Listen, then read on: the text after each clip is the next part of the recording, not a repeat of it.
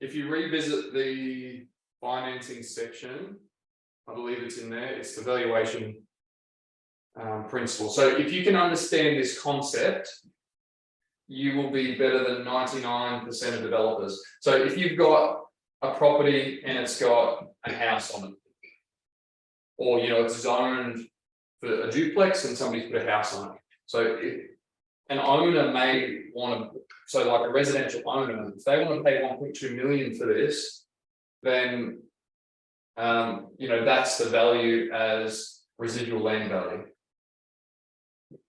Residual land.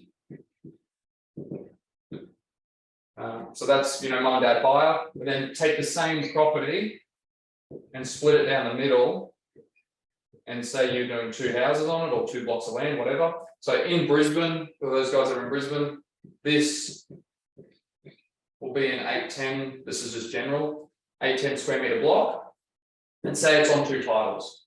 But say somebody comes along and they say, I can put 2 houses on this. So now you've got 2 405s. So this is the stuff I used to look at. And a developer's only willing to pay 1 million for that.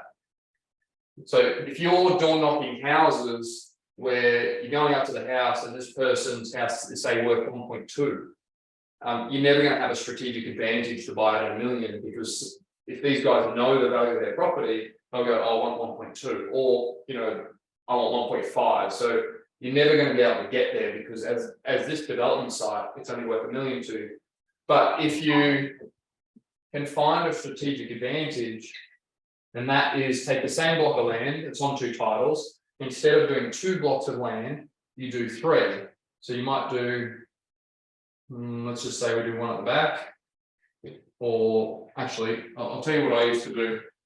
Just when I had a strategic advantage on this, I had a design where I had 3 townhouses at the back. I would keep the house.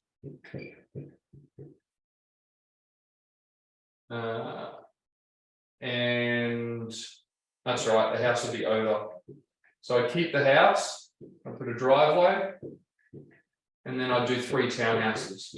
And under this scenario, I'm just ballparking these numbers. I could pay 1.4 for that block of land.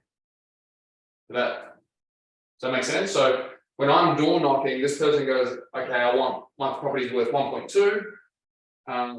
And I'm going to say, all right, well, I'm not going to give you 1.2, I'll give you 1.4, but I want a 2-year settlement. So I'm buying it at 1.4, so this is 20% margin. So that's my strategic advantage. And then this one's the same, this one's 20% margin. The difference is the residual land value changes based on the use. Does that make sense to everyone? So if you can find what use works the best, then you can push your residual land value up. So